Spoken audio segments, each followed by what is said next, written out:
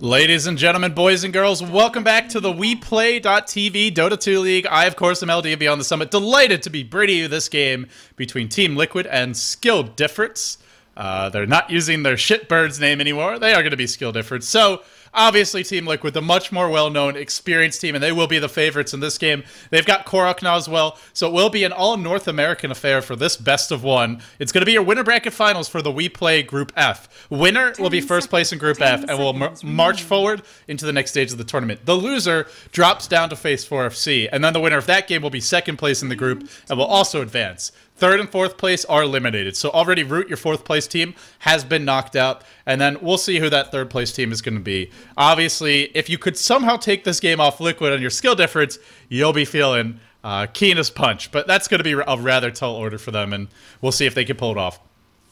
So with all that being said, let's also worth mentioning that Kizzles, or KZZ, will no longer be standing in for Liquid. Korok has come back. I guess he had class or was running late, something of the kind, but he'll be here for this best of one. So Liquid will have their full roster available. And once again, it's going to be TC occupying that drafting slot. Let's see what Dilated Mind can muster up against him. We have seen some interesting strategies from this guy, and they ran a tri-lane CK Wisp Weaver, so really anything is possible when we look at skill difference. And dare I say it, it actually worked pretty well.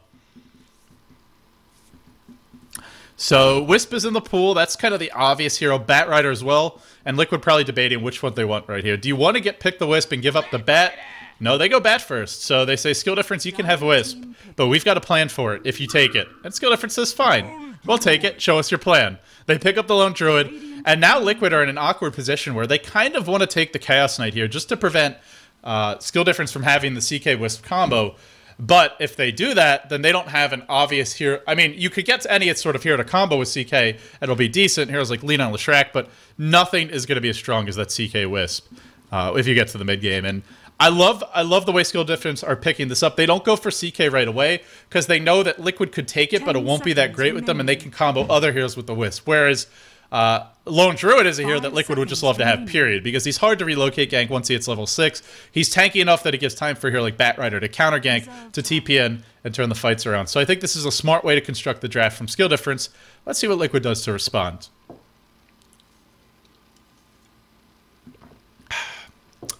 So the guy in chat who keeps on asking me to cast with Purge, he is currently watching Starladder, so you'll have to pry his cold, dead corpse from that chair, because from what I understand, Starladder is pretty riveting right now. But We Play Dota 2 League has been rather interesting in its own right, and we'll get to a point in this tournament where I think it'll be just as epic as Starladder in terms of the quality of the games, just because of the amazing teams we have in this event. But we're only in the first round, so these group stage matches, more sort of fun and interesting games, not really your premier or epic ones necessarily.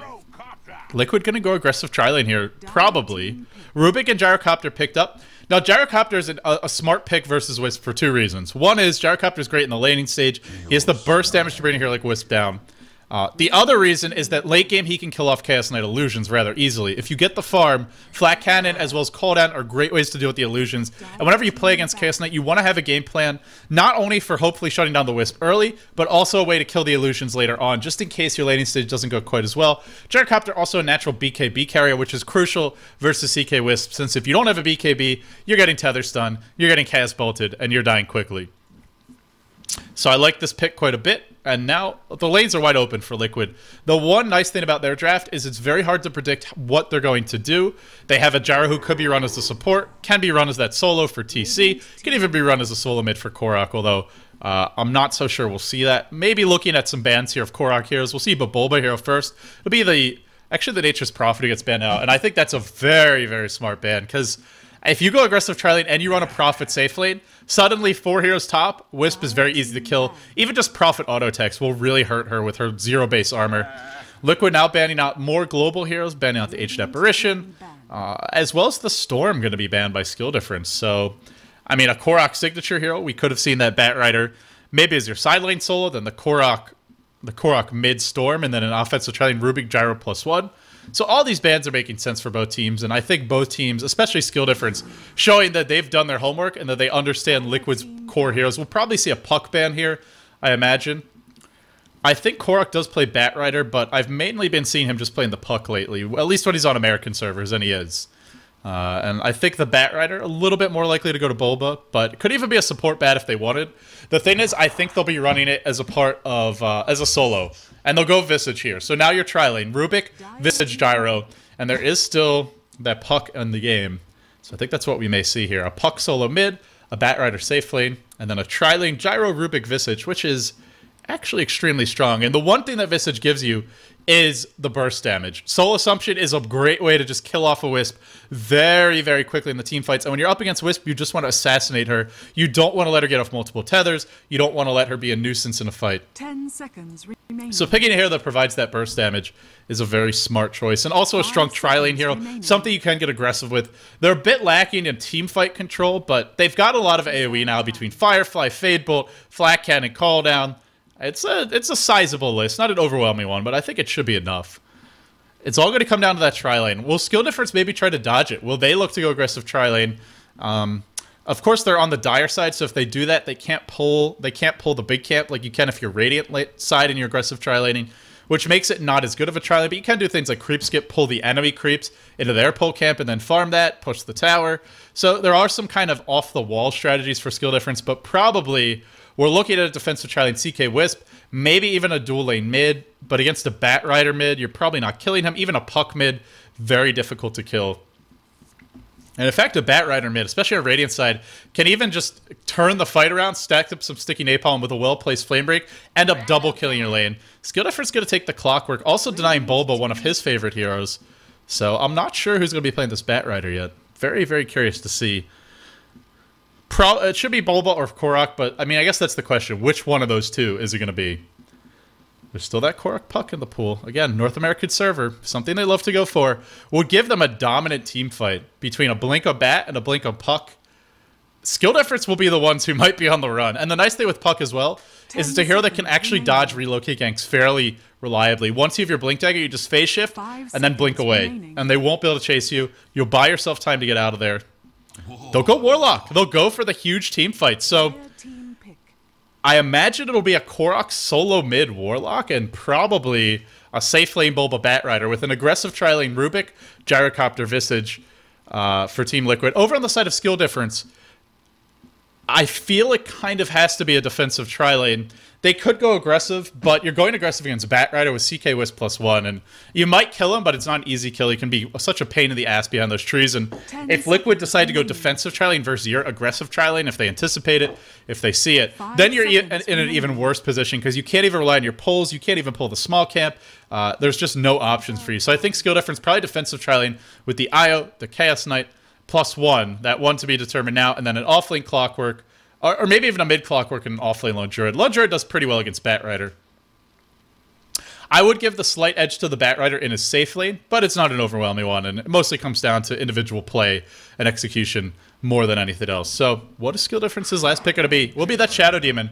A nice defensive support, something you really want against Liquid. So let's say a hero gets lifted up by Rubik, you disrupt that hero. Or you disrupt the next nuke. The Gyrocopters coming in. Also great against Gyro in the laning stage because when he pops his Rocket Barrage, you get 2 illusions of him after disruption. And that means that sources of HP to actually tank the Rocket Barrage. So it doesn't do too much in the tri-lane. I think Skill Difference has actually done a nice job overall of constructing their draft. Liquid, it will be that aggressive tri-lane almost certainly, and they'll probably get a fast blink on their Batrider. I think Liquid's 2 solos will do pretty well this game. Batrider should break even against Lone Druid.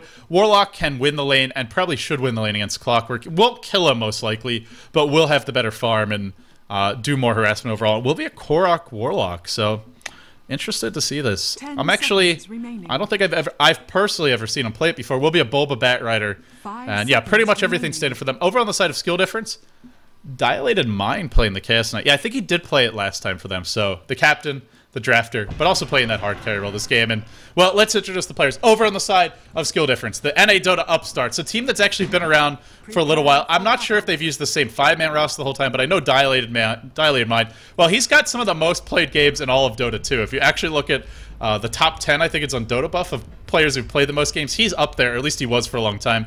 Maybe not now, since he's been, I imagine he's been scrimming more, playing less matchmaking, heavy to team, but Dinosaur, going to be on the Clockwork. We'll have Dilated Mind on that Chaos Knight. Bear Force 1 playing the Io. Defensive Lone Druid solo. Sanju going to be handling that.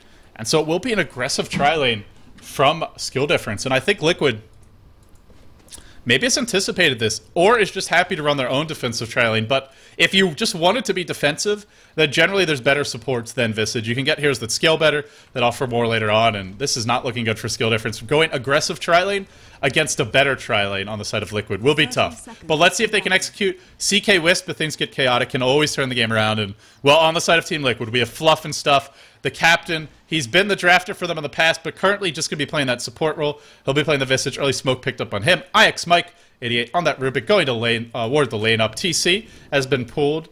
Just a set of tangos by IX Mike. He'll be playing that safe lane, farming Gyro. Bulba, going to be starting in the jungle.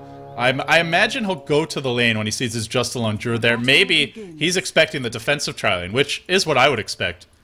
Of course, is SD don't really have the strongest tri-lane, to be honest. Korok, the last player for Liquid, will be playing that solo mid Warlock. So, look at the matchups. Again, I would give the edge to the Warlock mid, albeit not overwhelming, but Korok should have the farming advantage.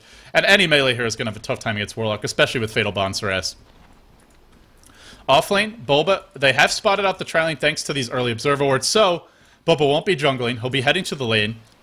Liquid, expecting a defensive tri-lane, not getting it, but they'll be happy with this. At level 2, you can actually kill a Lone Druid if he's out of position. Don't burn your fingers! And the one thing for skill difference, they have to be careful about their positioning. If they get pulled into the tower by a telekinesis, if they ever have to run, you might think, well, they have disruption, but the issue is going to be that there's so much damage coming between Rocket Barrage as well as Soul Assumption that you can actually just die from full HP. We will see a bit of a ward skirmish here. Sentry wards deployed behind the camp, and not going to be quite enough in the end. We'll see that initial stack, and then probably a pull coming as well. So they see the pulls happening, but Fluff is going to deward, and I don't know that they could contest the pulls very easily here anyway. The tri-lane for skill difference desperately needs level 2. Liquid's not bad at level 1, but once you have your spirits, once you have Soul Catcher, as well as your Reality Rift and Chaos Bolt, things get a bit easier. Nice job by Dilated Mind, picking up an early Magic Wand. So yeah, strategically, I favor Liquid in terms of the 2 solo lanes. I think the tri-lane even goes their way as well. Top lane should be mostly even, but Bulba winning this lane so far. 6 and 3, and could even look for a dive here. Has actually taken Flame Break at level 2. Once he hits level 3, I imagine we'll see the Firefly, and then that's where, if he gets a nice Flame Break into a Firefly, could be a kill. IX Mike poking his head out behind the trees. Maybe think of a lift back towards the tower. You can lift into the Rocket Barrage, and that's probably what Mike has his eyes on. Dilated Mind going to farm that pull, but they're being denied the creeps in the lane. Will we see a lift? Will we see a lift? There's the lift to start it off. The Barrage being used, but the Disruption is here. And as mentioned, Barrage will be useless against the Disruption illusions. Flat Cannon will bring them down. A nice disengage there. Meanwhile, mid, solo kill for Korok. You'd expect the action to be bottom, but it's the Fatal Bond Saras, it's the Shadow Word. It's too much from Korok.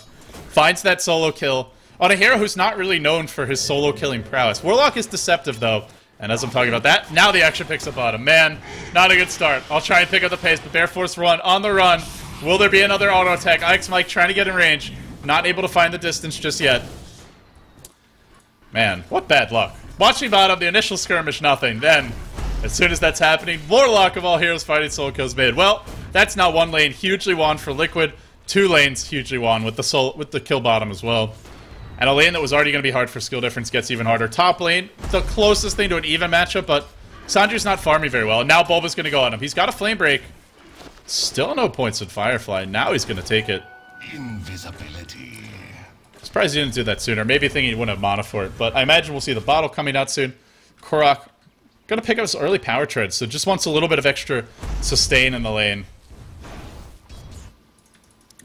Skill difference really far behind this early, and the problem for their lineup is their 5-man is not very strong. So they're a lineup that wants to hold on to their outer towers, spread the map, and then find Wisp CK ganks. Ideally behind the Lone Druid. He'll be pushy one lane, Wisp CK farming another, and then if you go on the Lone Druid, he TP's in. If you ever farm on your own, they go in. But with a slow start, even once they get the ultimate, well, they're actually just going to lane swap. They'll find Bulba.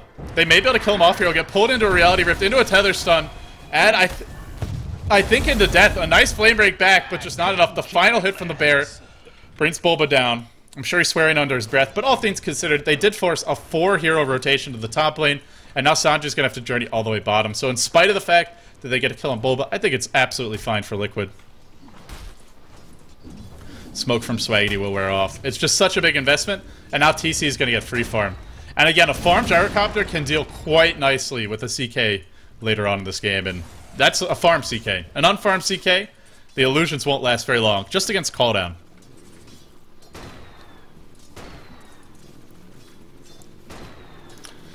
And meanwhile, we'll see that smoke by Fluff was actually used, as well as the Warlock ultimate, picking up a kill mid. 3 heroes descending on that lane. And now with the ult deployed, not a whole lot that skill difference can do to actually stop this push. They'll rotate in their Wisp, but what is a Wisp going to do against a push? What is a level 2 or 3 Shadow Demon with no points in Shadow Poison going to do against a push? The answer is not a whole lot. So Liquid exploiting that weakness, not just going for the gank, but going for a gank into a Warlock ultimate. One of the big benefits of running this hero is one of your cores, is one of your solos. Get that quick level 6 and then go. We'll see a Disruption Soul Catcher, catch out Korok, stunning him, bring him low with the orbs. Might even be enough to bring him down. Where's the lift from Mike? No mana for it. The orbs! The orbs! Not even needed. The auto attack is there. We'll get the kill. Meanwhile, Sanju on the run, barely gonna live. Tower mid drops low. But a bit of an overextension from Liquid there. With no mana, they should not have stayed that long. You want to have at least a Telekinesis lift. To be fair, we're not expecting a Shadow Demon Wisp roaming combo, but hey, it was there. It worked. And I imagine we'll see some early Arcane Boots on one, probably on Fluff and Stuff's Visage. Could maybe be on the Rubik, but Ix Mike is nowhere near them. And they are a rather mana-hungry bunch. TC now picking up his power treads. Just, I mean, going tanky, basically, because when you're up against Wisp CK, you just want every little bit of HP so that you don't die to that initial combo. He'll need a BKB this game. He'll have to get it fairly early at that, I feel. But once he has it, he should be in pretty good shape. So all things considered for skill difference, they made that lane adjustment. And even though they found the kill mid, I think the fact that they've had to spend so much time switching lanes is really killing them. Not to mention the deaths, the first blood going the way of Liquid. Dilated Mind now getting his farming levels. He's getting level 4 at this point, but our Wisp, well, sure, she's 4, but she's got no items at all. We'll see some jungle action from Bulba, who's rotated there after a little bit of harassment, getting close to his Blink Dagger. Well, getting closer, I should say, not close. But he could look to have it, I imagine, at like the 10-11 minute mark, which, considering that he died earlier, that he's rotated into the jungle, and that he built a bottle, which is not the best item if you're just going to be jungling from the start. You get this to lane, I think it's alright. I think he's in pretty good shape, and once he has that Blink Dagger, Liquid can just start taking the fights. Get your Blink on Bulba, go for some ganks. Once you get some kills, drop the Warlock ultimate, take the towers. Generally the way that you want to execute. And the dangerous thing for skill difference is you never want to initiate into a Warlock, because if you do, there won't be any creeps there. So your Fatal Bonds, as well as your Warlock ultimate combo, which, oh, by the way, is off cooldown, is going to hit everybody. And the Fatal Bonds won't be on creeps, or if it does, it will be on minimal in terms of the creeps it's covering. Which means everybody's going to be eating tons of additional damage. Liquid could even go mid, look to knock down this tier 1. And Clockwork, just total lack of impact from Dinosaur this game. Give him the first blood, which I don't think should have happened, but even without dying, he still wasn't going to do a whole lot. As Bulba maybe looks to Firefly, scout out some heroes in the tree line. Just working on the tower. Now the disruption, the Soul Catcher comes through. A nice rotation. Skill difference, just avoiding these fights. They know they can't take Liquid head on, so they're avoiding them. They're split pushing. Rock gets dropped. They secure the tower last hit. Now the hook will go in on Bulba, and Bulba will drop very quickly, once again dropping. And now the chase the other way. Dinosaur on the run. There's your Soul Assumption, bringing him low, and it will be enough with the Fatal Bonds to find that kill. Meanwhile, Reality Rift. No stun, though. And while it's happening, they get the tower. So they get a Bulba kill. They trade the Clockwork, and they get a tier 1 for a tier 1. But the Warlock ult was also used for only a 1-for-1, so I think it's okay, but not if they lose Shadow Demon. Nice body block there by Dilated Mind, pulling back in that Warlock Rock. That gives you 100 gold, but can he actually get it? Now the turnaround, the pull back in, the auto attacks are here. We need one more Flaming Fist, will not get in range. Now the disruption, and it looks like in the end, Dilated Mind should be able to survive. He'll just scoot on out of there. And I think it's a pretty even trade, all in all. I mean, considering how this game started. Still chasing, really. This Warlock Rock still on the hunt. Korok now inside the cogs, but he's got the Rock here to tank some of that damage. And now Dinosaur.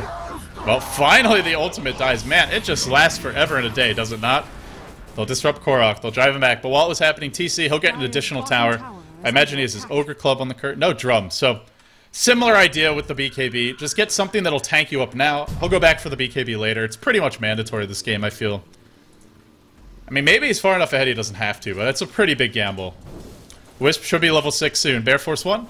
And it's honestly not a bad level 6. Considering the fact that he's rotated as much as he had this game, you can't really ask for a faster level 6. My main concern is, sure, you've got an early level 6, but who are you going to kill? Gyrocopter with 1200 health? I don't think so. Warlock with 1000 and 2k gold, who could easily have the makings of an Aghanim Scepter if he wants? I don't think you're killing Korok either. Fluff, yeah, maybe you can kill him. But Mech will come soon and then it gets harder. Boba, yes, if you can find him, but he's often in the jungle. And Ix Mike, yes. So, the two core heroes, the Warlock and the Gyro, are the two hardest to kill. And even a hero like Batrider is actually quite hard to relocate gank, because as soon as you see it on the map, you just blink the farthest direction away, and unless there's some other heroes cutting off the alternate retreat routes, you're just never going to kill them. And once that blink comes out, it'll be that case, and, well, Bulba's going to be fairly close to it now. Should be able to do some rather efficient jungling. This camp is dead, so he's not farming 3 at once. It's actually a bit easier in the Dire jungle, because you can just... Oh, sorry, I'm drawing that wrong, but you can just take basically this path. And you could kill all 3 camps simultaneously in one go very easily. It's a little bit harder on the Radiant side. Not quite as efficient for jungling bad. But, hey, it's jungle bad. You can't really complain. Here's a relocate. Top lane, but they were waiting for this. They were expecting this. They've got the backup here. The lasso comes out in Dilated Mind. Bear Force 1 is still tethered to him, but he'll blow up before he can actually do anything. Nice micro from Fluff, killing off that Shadow Demon. TC drops the pain, brings in the ultimate. Korok did not even use his, and now they'll just take the tower for free. In fact, even chasing with the Visage Familiars, thinking about an additional kill, not going to go for it. Perfectly anticipated by Liquid. 4 heroes sitting behind the Visage top, and if you're skill difference, you just got to say, hey, we don't know where those other heroes are. We cannot be risky with our relocate ganks. They are, they pay the price. Radiant's middle tower is under attack. And it's why it goes both ways when you have a Wisp in the game. On the side against the Wisp, you want to see where the rest of the heroes are, as well as the Wisp TK, so if they're relocating, you know. And then on the team that's up against Wisp, you just want to have the vision. Or if you're on the team that has Wisp, you want to know when you can go. You want to see where those heroes are. So both directions, having vision is crucial in a Wisp game. And in terms of vision, take a quick look at it right now. Skill difference, very, very lacking. I mean, look at what they see. They see basically just sort of that middle lane area, the boot, and then I'm drawing all sorts of phallic objects on the map, but you get the idea. They don't see a whole lot. Over on the side of Liquid, they see almost everything. Aggressive observers placed all over the map. They could even go for some additional smoke ganks if you like, and TC, he'll be going BKB next. Once he gets this BKB, CK Wisp are going to be fairly useless in the fights. As mentioned, a Gyrocopter makes short work of CK illusions. At all stages of the game, if he's got the farm, and TC, he's got the farm. In fact, sitting quite far ahead of our CK, nearly double his net worth.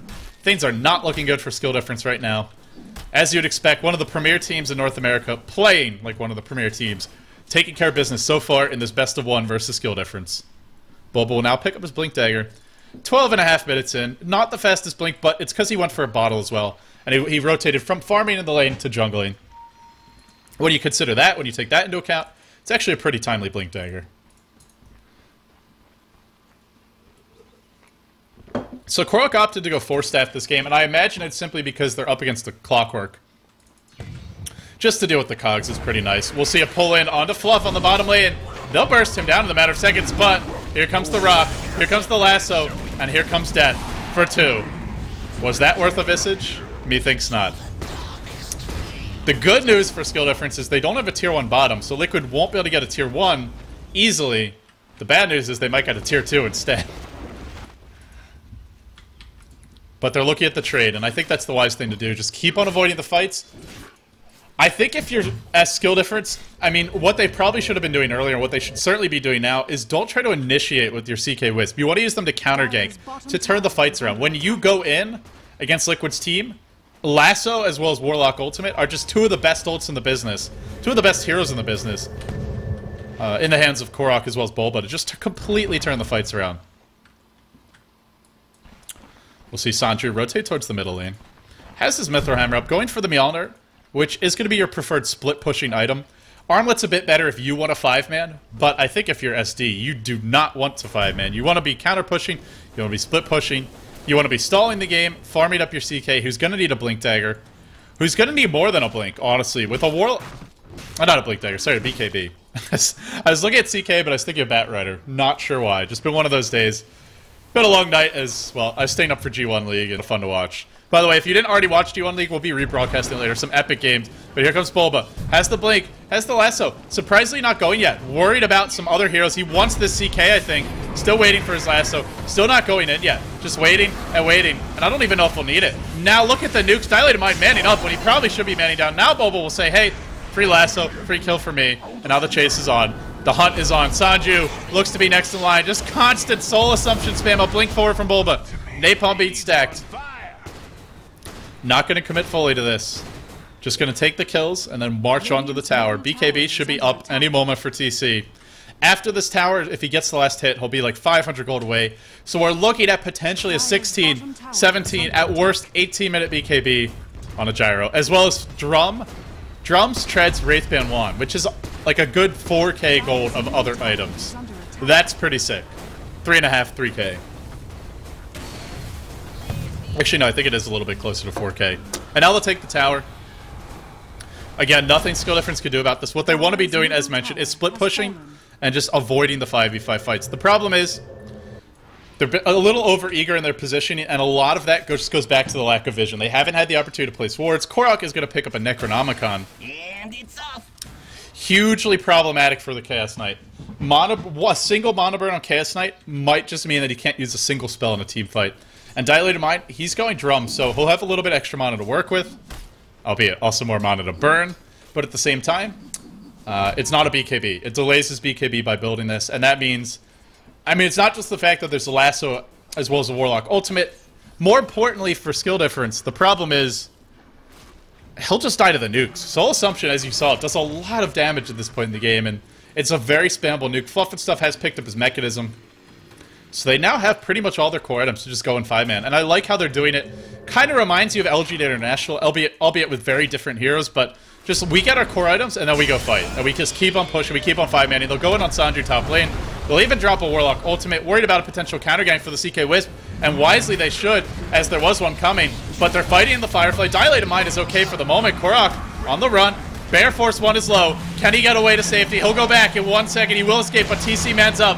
While Dinosaur runs for his life. There's your disruption.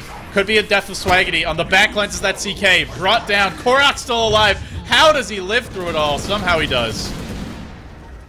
A secondary Rocket Barrage will clean up the creep wave. The BKB should be coming down.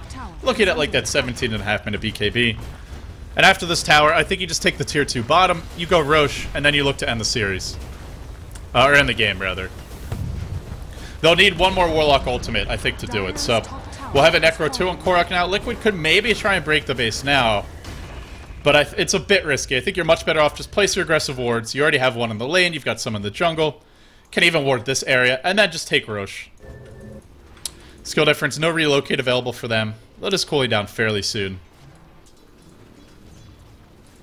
If Liquid really want to play it safe, they can wait for the Warlock Ultimate and then do Roche. And then if skill difference does try to come in, they'll have the ult to completely turn the fight. And fighting in the Roshan pit... with Warlock Ultimate, as well as Firefly, not to mention a stolen Chaos Bolt for IX Mike. Lots of lockdown. Fatal Bonds, the AoE. I mean, something I didn't specifically mention, but a Fatal Bonds is obviously great in any game with Warlock, because his ultimate alone does a lot of AoE damage. But when you factor in a cooldown and a flat cannon, the synergy is really there, and it hurts a lot. We haven't even seen Liquid get a great team fight, and they're still ahead by 13k gold, 10k experience. And although some of you at home may be saying, end the game, guys, I actually like the fact that Liquid is playing the safe. Not getting cocky, not getting overeager, just calmly pushing their advantage, making sure that when they go to end the game, or when they go to take their next objective, they're doing it methodically. They're not taking unnecessary risks. They're not doing anything to let a lineup like skill differences, kind of snowball-y with CK Wisp, start to roll. Just melt that snowball, take the snowblower to it. Play it safe. Fluff doing some nice micro with his familiars. One of the more active Visage players, and something that's important when you play Visage, if you want to be a high-level Visage player, is just constantly micro them. Hide them in the trees, scout the runes with them, scout Roshan. Basically, you have 2 miniature Beastmaster Hawks, and you should use them to their full effectiveness. They don't give that much vision compared to the Hawk, but still fantastic. We'll see a lasso now. A jump in. Catchy out Bear Force 1. Kind of an ideal hero to catch. Tether was stolen. This is cute. I don't know how effective it'll be. Well, it'll give TC a little more move speed. Sure, why the hell not? Korok now Necro 2 up on him after this Roche. Gonna be close to a Necro 3. And skill difference, overall, I feel for the most part, they're making the right decisions in this game. It's just the execution isn't quite as polished, but the general team decision-making is pretty good. They're not trying to take Liquid. Again, they still can't fight Liquid head-on. The concern is, can they fight them at all? I'm not sure that they can. They're going for the trades. Aegis will go onto TC. He'll back off towards the top lane, and now we'll see Sunju have to book it out of here. He'll do so. If you're Liquid, you push out those lanes, get your Necro 3. Any other core items I can think of that they would need? I don't think so. Force Staff on Bulba, Blink on Bulba. That's pretty much it. Fluff could maybe work towards a pipe, but not really essential. Mike maybe could get some bracers. Korok now on the hunt. He'll spot out Dinosaur here. Will he drop his ultimate just for one? There you go. Rock's gonna hit 2. Dilated Mind walks back into it. Dinosaur says, I'll sacrifice myself for the greater good. And that's exactly what he'll do. And strategically, this game is very difficult for skill difference now, because the whole point of their draft is Clockwork keeps the lanes pushed out, Clockwork sets up some ganks, your lone druid gets enough farm that he can just push, and if you ever go on the lone druid, CK Wisp is there to turn the fights around. You could even park a hero like Shadow Demon behind him for the defensive disruption. But the problem is CK Wisp, until that CK as a BKB, and ideally another item, he does nothing versus Liquid's 5-man. And the 5-man from Liquid is coming right now, long before the BKB is up. Does he even have his level 11? Radiant's bottom tower is under attack. What did I miss? Oh, the IX Mike tethers. They're laughing at that, I think. We'll see a blink in now and a 4-step back. Dilated Mind will get caught while he was talking. That's BM, yo. That's BM. But he dead. Doesn't matter, BM or not. Dota takes no prisoners. Dinosaur, he's picked up this Blade Mail, but fortunately won't do too much. Now we're looking at the base. Probably to be broken here in a matter of seconds. Bulba, don't die for the kills. Bulba. Bulba. Don't throw. I know you want to. If you ever watched Bulba in IXDL, he throws extremely hard. Like, he'll get off to a nice lead, we play well, and then inexplicably he'll just decide to feed like 3-4 times. Diving the enemy towers, diving their tier 3s, their tier 4s. I love you, Bulba, but sometimes you're too aggressive. This game, though, TC, Fluff and stuff, they'll rein them in. They'll say, Bulba, let's just take our easy win. It's now going to be looking at like an 18k gold lead, 20k experience lead or so, I imagine. 15k experience lead, excuse me. Radiant's bottom tower has fallen. And Liquid can just go from tower to tower. Demon Edge up on TC. Just a casual Demon Edge will help a lot. The Reality Rift in IX Mike, but he's got a Force Staff on his side in the form of Korok. And now a call down. A call down into a Fatal Bond. That's all she took. That's all she wrote for that fight. A jump in. More Annihilation. 4 heroes dead. And whether skill difference call GG or not, they're done. They'll be knocked down to the losers bracket. They will have one more shot to do America proud, to do North America proud. They'll be fighting against 4FC, those dirty, dirty Swedes who pick Codal PL. Shame on them. I'm just kidding. Just showing my North American pride, but Planter blasted. I've never heard that before, but it sounds anything blasted sounds appropriate. Because they really did get blown up this game. Nice solid play from Liquid. I like the fact that Liquid started with the Batrider, and they showed the weakness of that Wisp. Sure, you can pick it early, but if you go for a Wisp early, your lanes are not going to be strong. And this is exactly how you deal with the Wisp in a higher level game. It's just a correctly executed aggressive tri-lane. So smart play from Liquid. I think skill difference, I mean, had some interesting decisions, like tried to run the aggressive tri-lane to kind of dodge what Liquid were throwing the way. They even made the nice rotation, killed off Bulba, but ultimately the trades were all in Liquid's favor. Liquid making the better individual plays, and Korok finding those solo kills. Solo kills middle Clockwork. Something that probably wouldn't happen if it's an even matchup. If Warlock plays Korok Clockwork, I don't think we'll see a kill there. But well, Liquid showing their superior skills, superior team play. No surprises to anyone. They will be first place in Group F. Group F of the We Play Dota 2 League. They'll be moving on as one of the 1 seeds into our next phase. We're 16 teams. We're narrowing it down. We're going to cut the player pool in half. After today, we only have 1 slot left. Who will it be? Will it be skill difference? Will it be 4FC?